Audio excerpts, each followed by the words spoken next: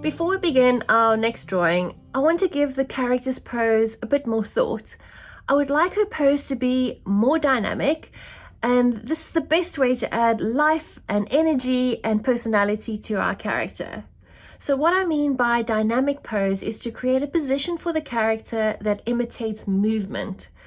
I think our first piglet was cute, but her drawing was a little bit too static, and I want to change that for the next one. Even if the character is standing, you can still create energy and movement through the dynamic position. The pose goes a really long way to convey the personality and also bring your drawing to life. So the easiest way to inject movement into your pose is to use a principle that animators use all the time called squash and stretch. But I don't want you to get too freaked out about that. You can keep this principle super simple like I do. Essentially, by squashing and stretching portions of the body, you're creating movement in the pose. You can have the squash and stretch happening in the same pose, or just the squash on its own, or the stretch on its own. I use the squash and stretch together a lot in my drawings, and I'll be using that in my little piggy drawing that I'll be doing now, and I want her pose to be more energetic, so we're going to be making her leap through the air, which should be a lot of fun. Okay, so I'm going to start by drawing out my pose just by drawing a very simple bean shape.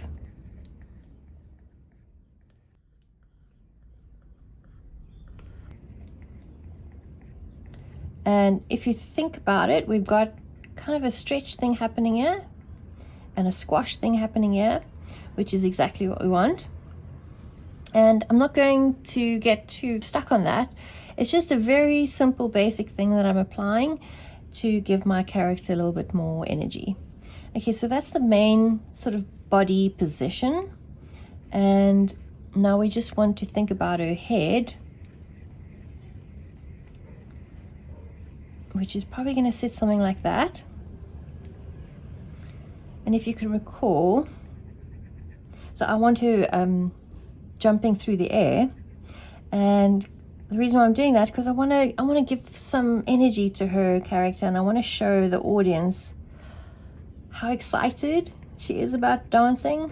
And I think doing a kind of a jeté through the air would be a good way to kind of get that message across. Okay, so those are her stubby little legs, and we're now thinking of arm placement. So that kind of would be her shoulder. And if you're getting into a position where you start getting stuck and overwhelmed because now the position is a little bit more complicated, always break things down to where would the joints be, and that would be her shoulder over there. Her other arm and shoulder would probably be something like that. As you can see, it's behind the head. And I'm just using that as a guide. So that helps me not feel so overwhelmed. So using that as a guide, her other arm is probably going to do something like that.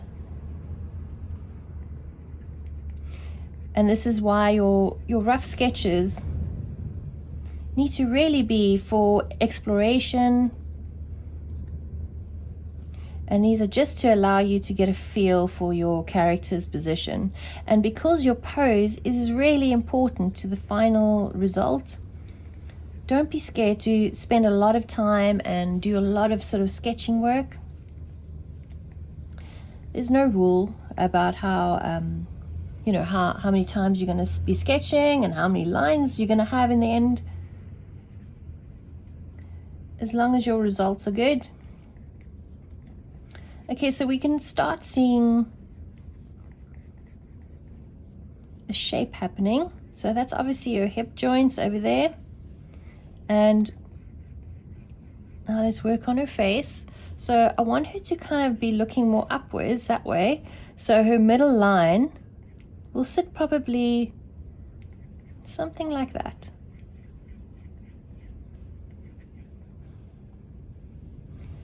And her snout position will be about there.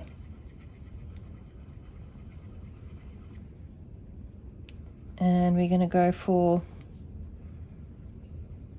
some eyes. and smile. And if I just think about her little ears, so her one ear is probably going to be there.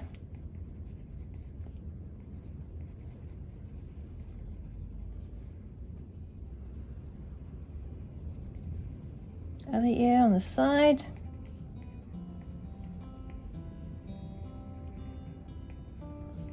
Okay, I'm starting to get an idea of my character.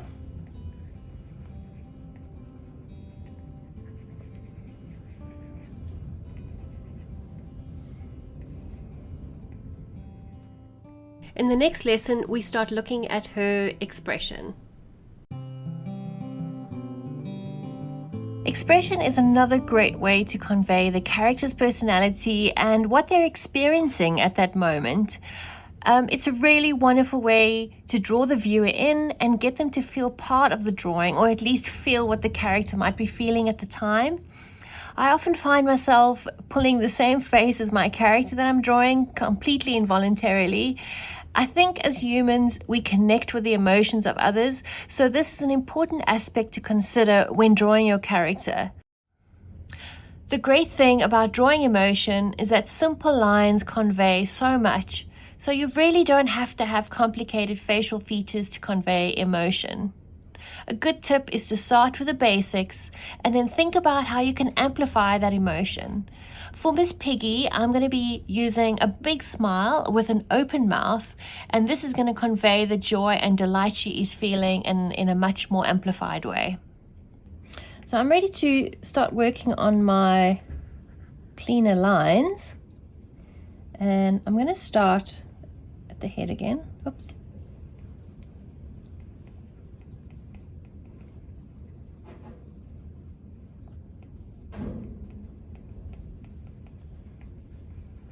And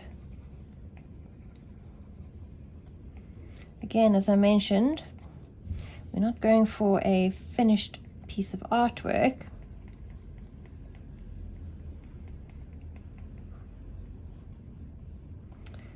Just twisting that so I can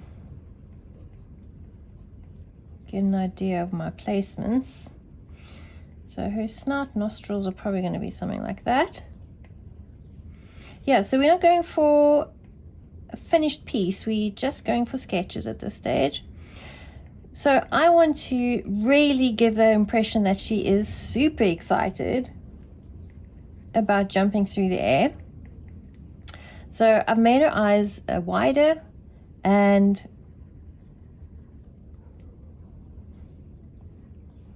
almost kind of manic in a way, because I want to give that impression that she is almost surprised herself that she's managed to jump through the air.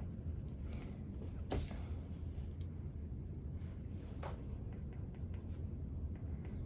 Okay, so we're going to add her smile, and you'll notice I've taken it quite far up. It's almost in line with her eyes, which obviously in real life we don't ever have that happening to us, but this is a great way to really accentuate that emotion.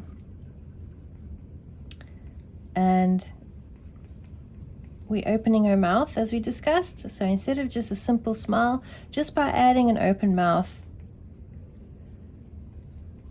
gives it that kind of joyful feeling. Very roughly just shading that.